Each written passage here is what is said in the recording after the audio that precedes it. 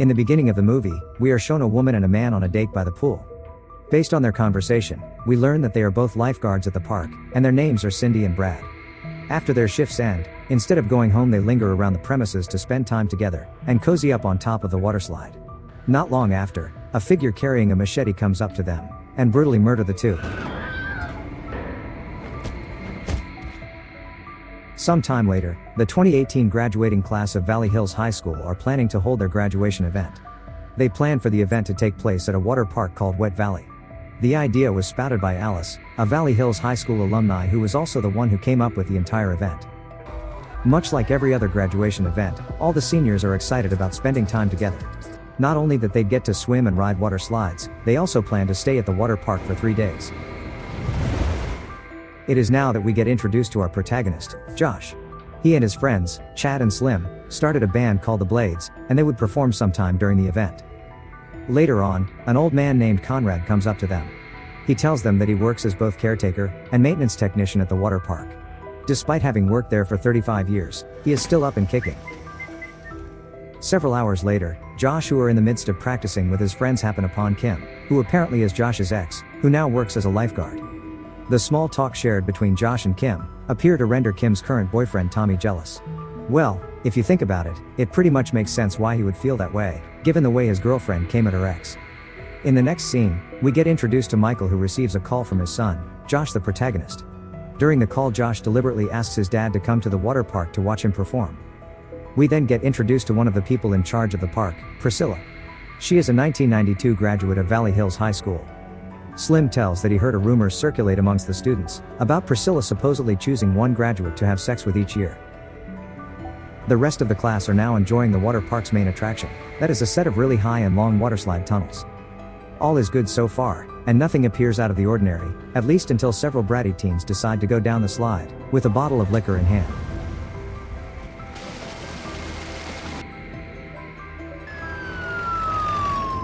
The incident prompts Paul, the owner of Wet Valley, to take action, and Conrad, the caretaker, to clean the pool from broken glass and blood.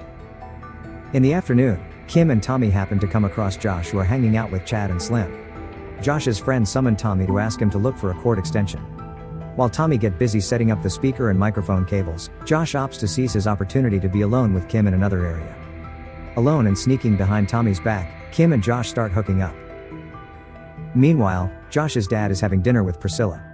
In the beginning, they are shown conversing, but we the audience aren't able to hear what they're saying at first. Based on their conversation, we learn that Priscilla is actually the wife of Paul, the owner of Wet Valley, while Michael, aka Josh's dad, is known as a wealthy man in the area. During the dinner, Michael voices that Paul doesn't know that he's got something good sitting right in front of him. Some time passes, and now Josh and Kim are walking up to their friends, as it is almost time for his band to perform. Several classmates are watching them from afar, and one of them says that something is going to happen to them. The seniors are now enjoying a performance by the Blades, who are performing 80s hits. Kim, who is watching, pretends to not like Josh's singing, and condemns the loud noises their instruments make. Josh's dad and Priscilla attend to watch Josh perform. Up until this point, Tommy is still unaware of the fact that his girlfriend cheated on him. But then, it turns out that one of the seniors had recorded Josh and Kim hooking up, and as now shares the video in the seniors group chat. Tommy sees the video and gets understandably furious. He runs up to the stage and beats Josh in front of everyone. Okay, that's it, you're fired, get out of here. You're all dead. Things escalate even further when Priscilla catches her husband cheating with Alice, the girl in the beginning of the movie. Later on, Michael walks up to his son Josh and tries to calm him down. He then asks Josh's opinion about his idea to purchase the water park.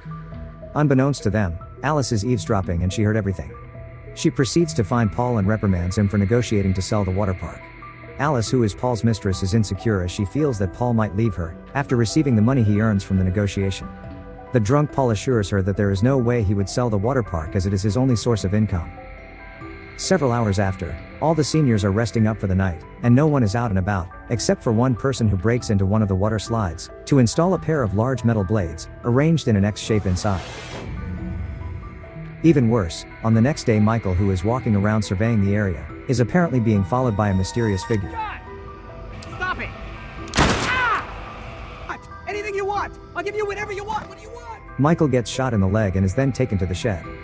As it turns out, the shed also contains Cindy and Brad's dead bodies, aka the two lifeguards from the beginning of the film.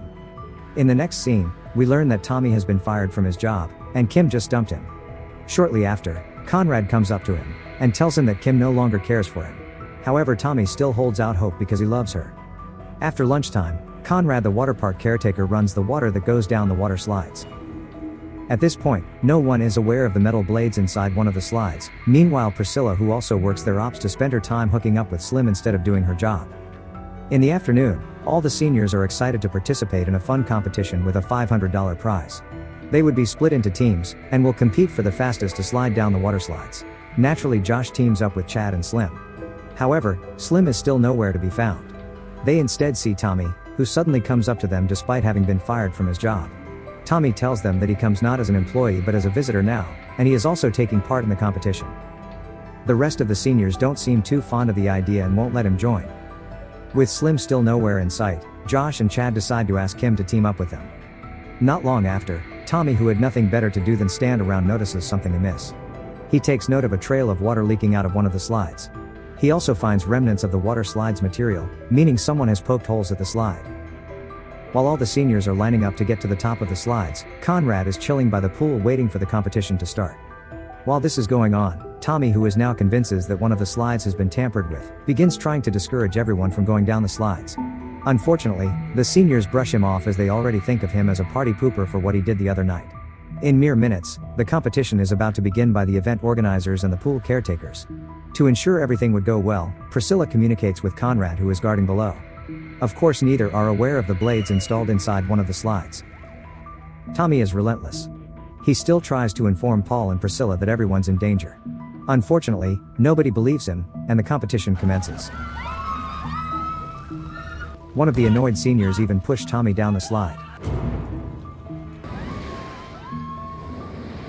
At the same time, 3 girls are going down the same slide, and as expected, they are instantly mutilated by the blades.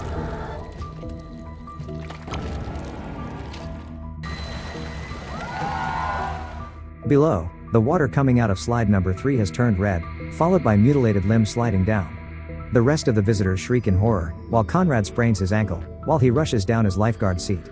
Meanwhile, Tommy, who was pushed down the slide earlier, has now almost reached the metal blades. He has no choice but to cross his fingers, and hope nobody else slides down after him.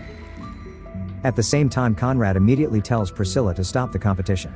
And just so happens, their walkie-talkies are not working properly. Hence, Priscilla remains blissfully unaware of the chaos below, and instead invites Paul to slide down.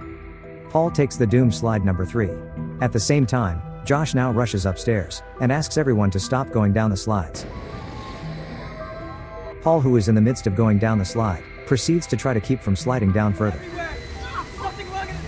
Meanwhile, the 2 senior girls and Tommy, who are already crammed down the blades, get pushed down further and die. Nobody certainly expects that all this fun and games would turn this bloody. Amidst the panic, Conrad asks Chad and Kim to shut down the water pumps in the shed. But upon entering the shed, they stumble upon the dead bodies of Josh's father Michael along with the 2 lifeguards. Back to the slides, Paul can no longer hold on due to the rapid rush of water. Sorry, kid! He slides down and falls victim to the horrific blades as well. Following the massacre, Josh is informed by a lawyer that his father has left him quite an inheritance. However, one thing his father has not yet finalized is the purchase of the Wet Valley Water Park, which he had planned to demolish to make space for a $20 million shopping complex. Since Paul the owner died in the incident as well, that makes Priscilla the sole recipient of the money made from the transaction. The film ends with Priscilla smiling, followed with her memories showing her father accidentally died at this park years ago, with no one was even bothered to help him.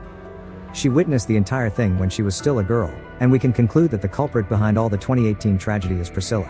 She most likely concocted an elaborate plan, perhaps as a form of revenge, and simply to gain an inheritance. Thanks for watching. Make sure to subscribe and turn on notifications so you can watch more videos like this.